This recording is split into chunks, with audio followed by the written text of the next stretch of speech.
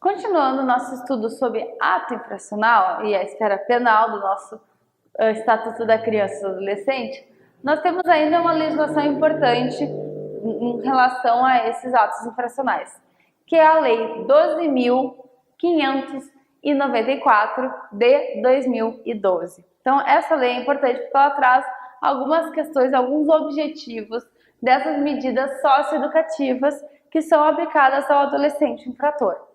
Então, quais são os objetivos dessa legislação? Primeiro, a responsabilização do adolescente quanto às consequências lesivas do ato infracional, sempre que possível, incentivando a sua reparação. Ou seja, com isso eu vou educar o adolescente para que ele compreenda as consequências do seu ato, que ele compreenda e tente reparar aquele ato infracional. Então, ele gerou uma lesão a algo, ou alguém, e ele vai ter esse incentivo a reparar o que aconteceu, qual foi o ato infracional. Então, nós temos esse incentivo a responsabilizar o adolescente, fazer com que ele repare, para que ele compreenda as consequências do seu ato. Ainda temos a integração social do adolescente e a garantia de seus direitos individuais e sociais por meio do cumprimento de seu plano individual de atendimento. Então, vamos marcar o que é importante. Eu preciso responsabilizar e incentivar a reparação, integração social, desse adolescente, que é importante também, garantir seus direitos individuais e tentar realizar um plano individualizado de atendimento para que ele tenha efetivamente, seja educado de forma efetiva, consiga compreender as consequências dos seus atos, de forma individualizada, com cuidado, para que realmente eu consiga educar e fazer com que esse adolescente não pratique mais nenhum ato infracional, A desaprovação da conduta infracional, efetivando as disposições da sentença como parâmetros máximos de privação de liberdade ou restrição de direitos, observados os limites previstos em lei. O que significa isso? Eu vou efetivar o que a sentença condenou, exatamente nos limites da sentença do juiz. Então, eu preciso observar quais são os limites que a sentença do juiz traçou para aquela medida socioeducativa, deixa claro que houve uma conduta infracional, que essa conduta é desaprovada, que ela não pode continuar, efetivando essa sentença. Então, eu vou efetivar a sentença para demonstrar claramente que a conduta foi errada, para que eu consiga reeducar esse adolescente, utilizar como parâmetro máximo de privação da liberdade o que foi disposto na sentença, não posso aumentar esse tempo, e observar os limites previstos na legislação. Então, eu observo o que o juiz falou, observo o prazo que o juiz me concedeu e também observo os limites que a lei impõe. Eu não posso, por exemplo, estipular outros limites que não estejam previstos na legislação.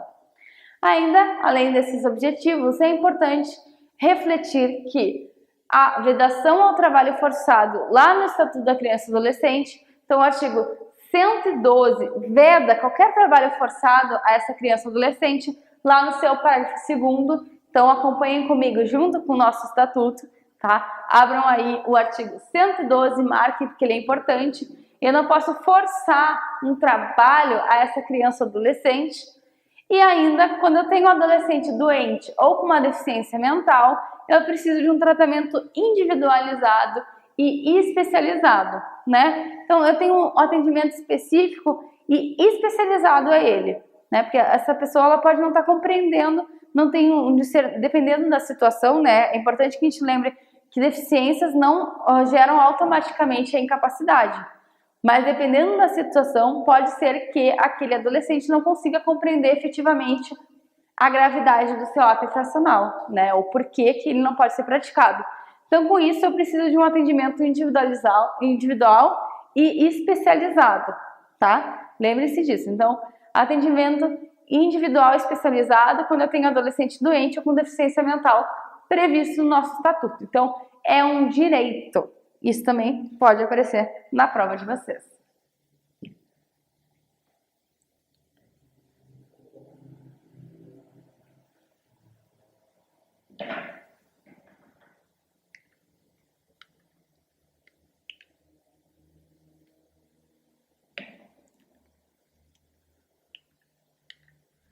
O ato infracional, ele pode ter, inclusive, dependendo da evolução desse adolescente, eu posso ter uma regressão dessa medida socioeducativa, tá? Quando eu tenho medidas socioeducativas.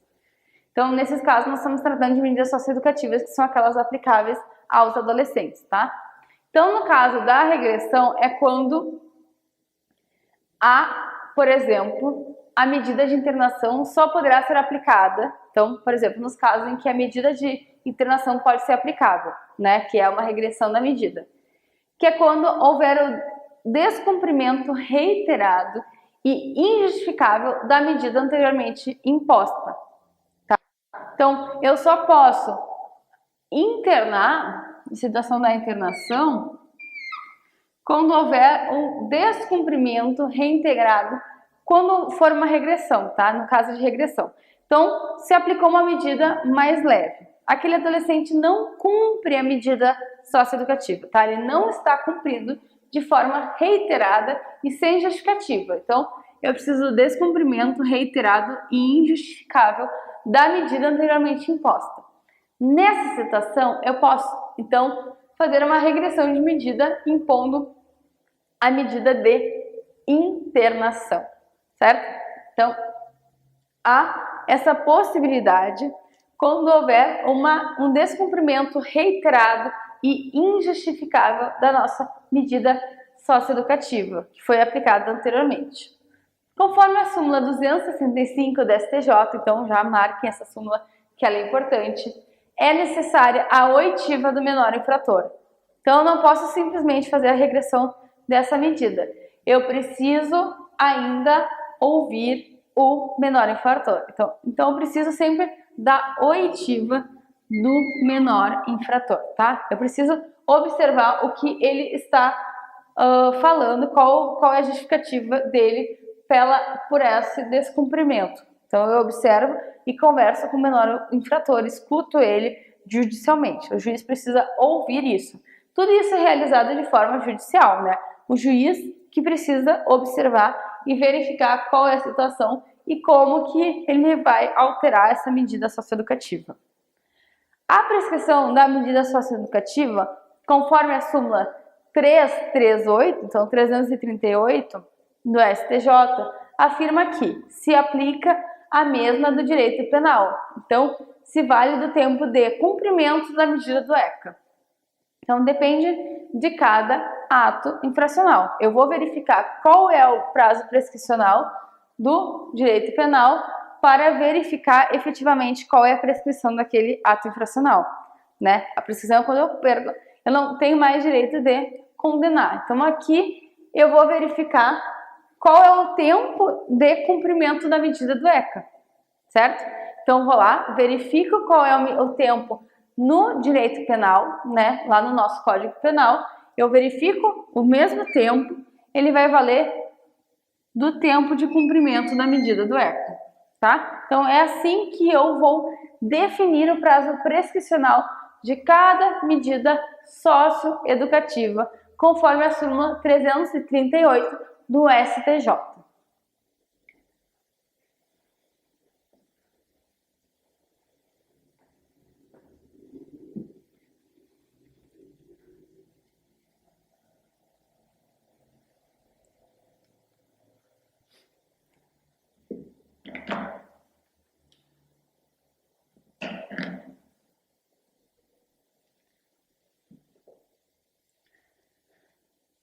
As medidas socioeducativas, elas têm alguns prazos, né? E elas podem ser definidas, elas são definidas pelo nosso Estatuto da Criança e Adolescente conforme alguns prazos.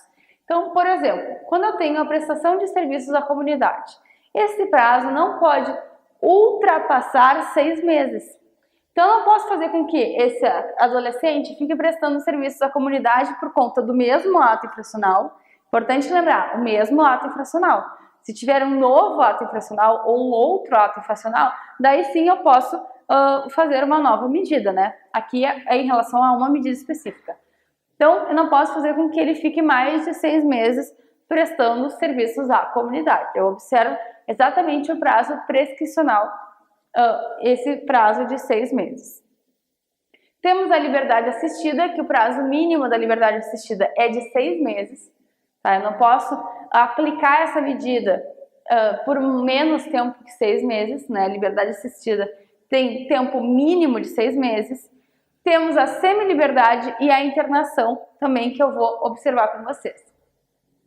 A semi-liberdade, como que funciona a semi-liberdade? O adolescente trabalha e estuda durante o dia e à noite fica recolhido, tá? Então aqui é bem parecido com o nosso caso da semi-liberdade quando eu tenho direito penal. Então aqui o adolescente, ele sai para trabalhar e estudar, né? Eu tenho que tentar manter esse adolescente sempre estudando. O estudo é obrigatório, né? Mesmo que esteja cumprindo uma medida socioeducativa.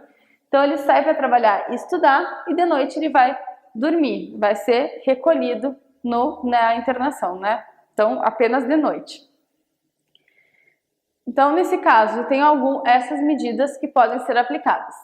Na internação, quando eu tenho a internação, é uma medida mais grave, né? Aquela restritiva da liberdade, é uma situação em que o adolescente ele não vai estar livre para fazer o que ele bem entender. Ele vai ter uma restrição de liberdade. Nesse caso, quando há internação, ele precisa de autorização judicial para sair. Então ele poderia sair, inclusive, mas ele precisa de autorização para atividades externas. Como o caso, por exemplo, da escola. Se ele estiver matriculado, precisar sair, né, se no local onde ele está internado não tiver o estudo, que em alguns lugares eu tenho continua o estudo no local em que ele está internado. Se ele estiver num local em que eu não tenho como manter esse estudo, por exemplo, né, um exemplo, ele precisa de uma autorização judicial para sair, tá? Justificando por que ele vai sair, qual a situação e como que vai ser realizado esse processo. Então ele não pode simplesmente sair a hora que ele quiser, né? Ele vai ter essa possibilidade de sair com autorização expressa e dentro de algumas regras pré-estabelecidas. Em ambas, tanto na semi-liberdade como na internação, será por prazo indeterminado. A reavaliação periódica, no máximo a cada 6 meses. Então, ambas vão ter a reavaliação a cada 6 meses. Então, eu vou reavaliando para verificar se aquele adolescente está melhor, se ele foi educado, se ele conseguiu compreender, né? Então, dependendo da situação, como ele vai melhorando, inclusive eu posso ter uma alteração de medida socioeducativa. Então, eu tenho a reavaliação de forma periódica, no máximo a cada 6 meses. Então, pode ser por menos também. Prazo máximo da reavaliação, 6 meses, certo? Então, eu preciso verificar como que está sendo, reavaliar periodicamente esse adolescente para saber se ele está se desenvolvendo, se ele está compreendendo o que aconteceu, né? Tem todas as situações que eu verifico nas nossas medidas socioeducativas. Então, lembrem-se, prestação de serviços máximo 6 meses, liberdade assistida mínimo 6 meses, semi-liberdade e internação. Ele vai trabalhar, estudar e dormir na internação, e a internação, para que ele saia, tem que ter autorização judicial e reavaliação periódica nas duas, certo? Então, isso é importante que vocês lembrem também para a prova.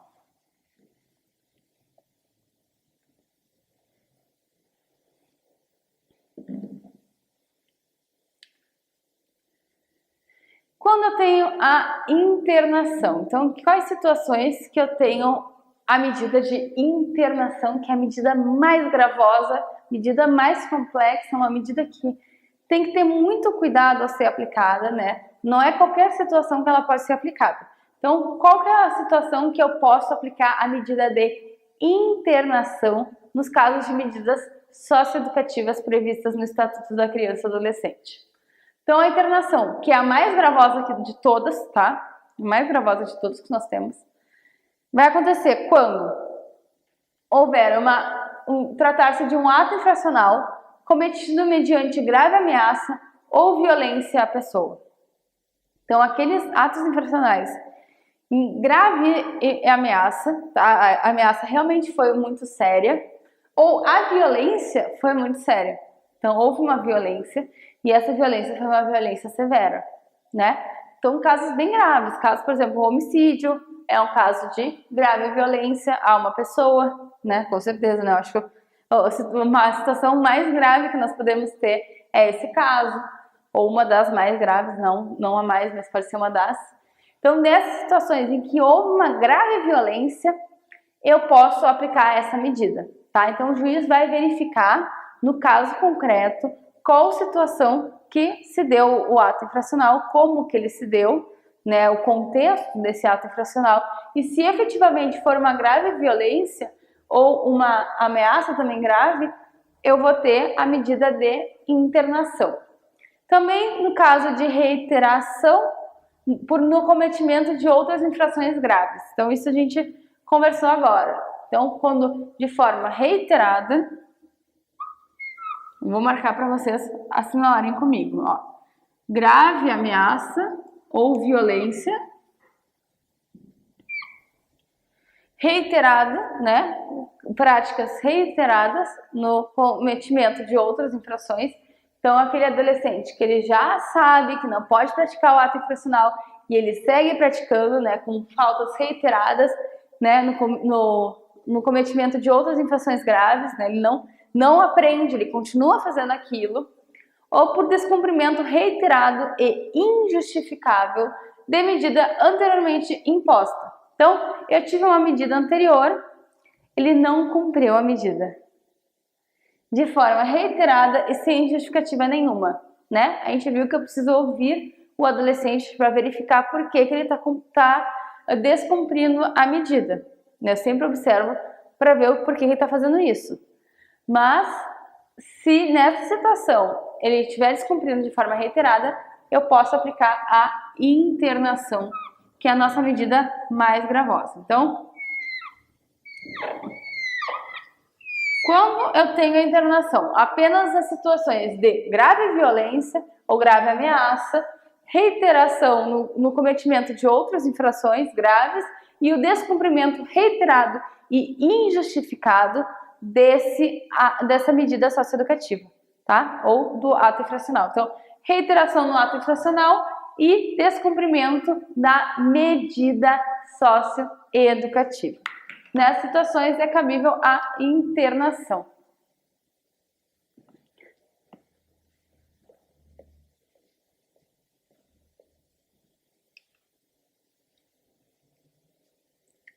No caso da internação, eu vou trabalhar com vocês alguns direitos previstos, tá? Então, alguns direitos que podem surgir também ao longo da prova de vocês, que vocês precisam lembrar. Então, são direitos dos adolescentes privados de liberdade. Quais são os direitos que eu vou proteger e vou preservar na situação de restrição de liberdade? Tá? Então, o adolescente praticou um ato infracional, tem uma medida socioeducativa de restrição de liberdade e ele vai ter alguns direitos preservados que eu preciso observar durante essa restrição da liberdade, tá? Então, na situação de internação que eu restringe a liberdade, eu observo determinados direitos desse adolescente. Quais eles? Ele vai entrevistar-se pessoalmente com o representante do Ministério Público. Então, ele vai conversar pessoalmente com o representante do Ministério Público. Ele tem o direito de conversar com o representante do Ministério Público, porque é o Ministério Público que vai ser o legitimado dessa ação, né, que vai gerar a medida socioeducativa. Com isso, ele tem direito de conversar pessoalmente com o Ministério Público né, para realmente expor seus motivos. No caso de faltas injustificáveis, ele vai tentar conversar para expor efetivamente por quê e tentar justificar essa falta, né? Então, ele tem direito a conversar com o representante do MP. Ainda também tem direito de peticionar diretamente a qualquer autoridade. Então, ele pode peticionar, ele tem direito a fazer uma petição pedindo ou requerendo a qualquer autoridade, tá? Então, o adolescente pode fazer esse requerimento por meio de uma petição. Pode ainda avistar-se reservadamente com seu defensor.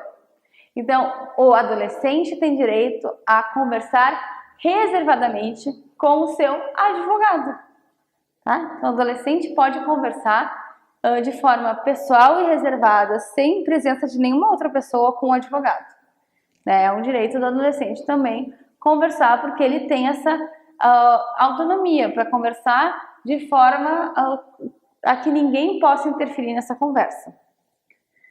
Ainda tem direito de ser informado de sua situação processual sempre que solicitado. Então, o adolescente pode, a qualquer tempo, perguntar como que está o seu processo. Perguntar como que está a sua situação e se irá ou não progredir na medida, ou quanto tempo falta, se precisa ser ouvido em alguma situação, né? Nesse caso, ele pode, por exemplo, saber a situação processual e requerer o representante do Ministério Público ou requerer o seu advogado.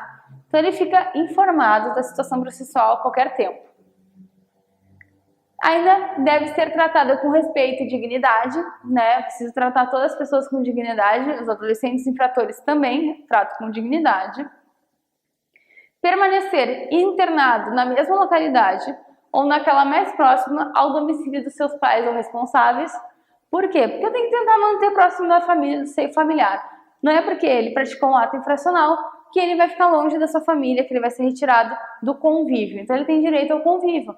Claro que dentro do cumprimento da sua medida, né? Então, ele vai estar internado, ele vai ficar lá no internado, ele não vai sair. Mas ele tem direito a, por exemplo, ter a visita dos pais responsáveis. Por isso, ele vai permanecer internado na mesma localidade ou na mais próxima do domicílio dos seus pais ou responsáveis.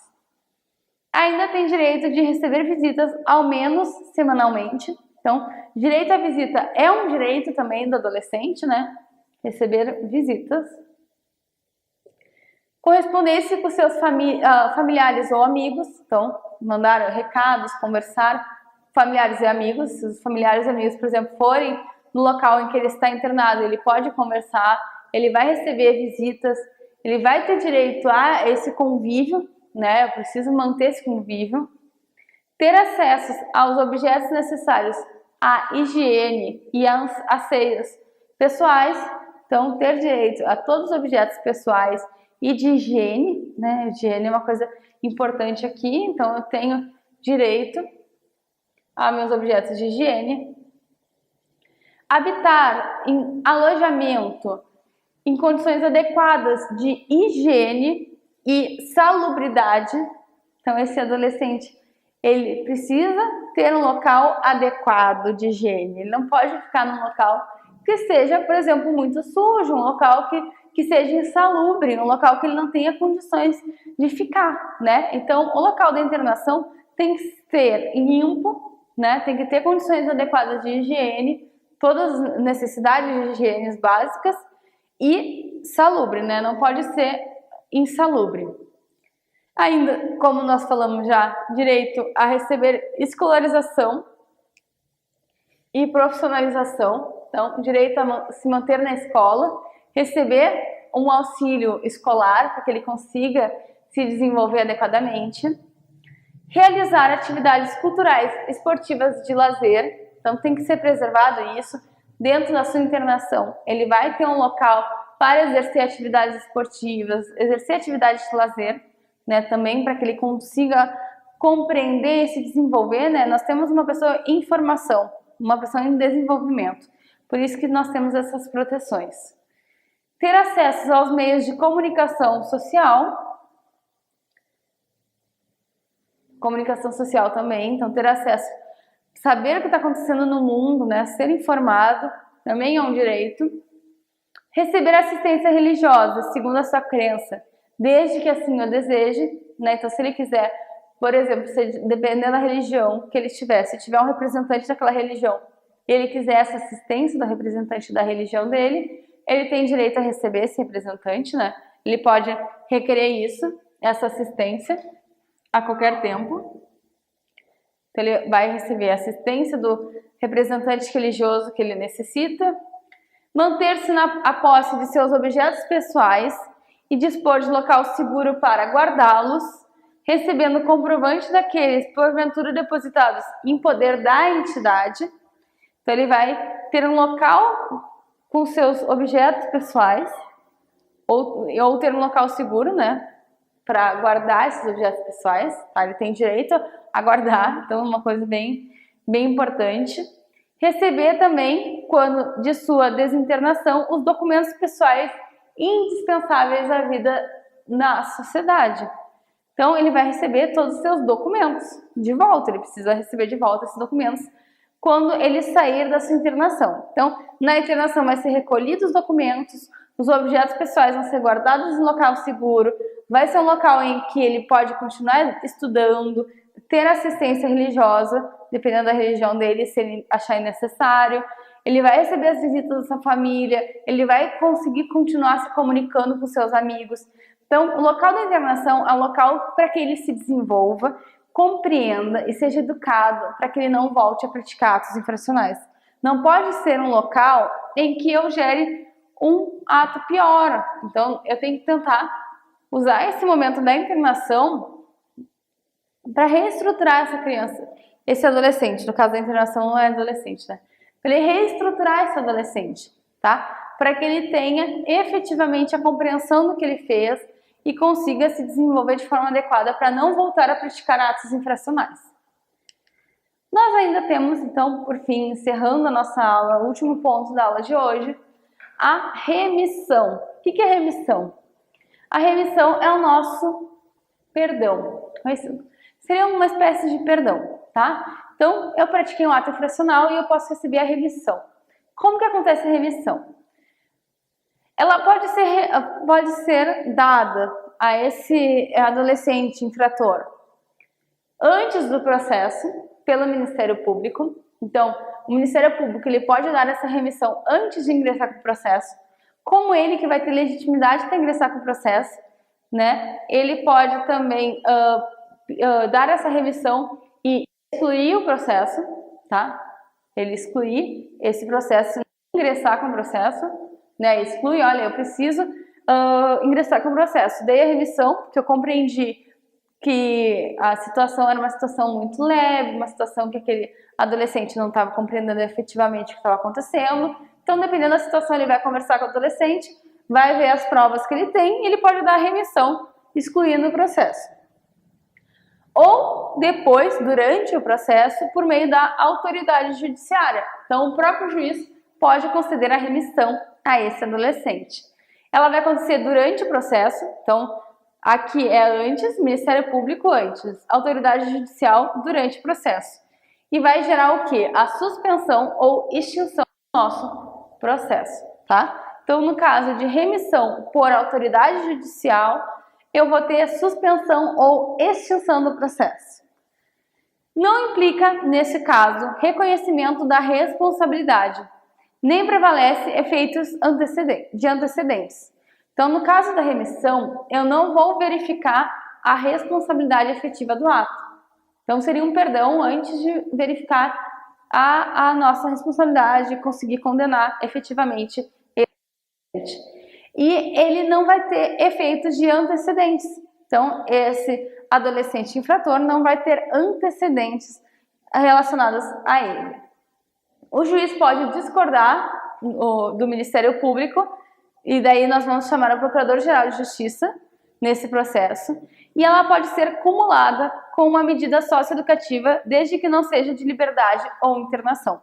Então, eu posso dar a remissão e, inclusive, além da remissão, cumular com uma medida socioeducativa, por exemplo, de reparação de reparação de danos, no caso, se houver um dano naquele ato infracional ou de prestação de serviço à comunidade, alguma outra medida socioeducativa, desde que não seja a de semi-liberdade ou a de internação, ok? Então, essa foi a nossa aula sobre o Estatuto da Criança e do Adolescente. Desejo a vocês uma boa sorte na prova e bons estudos!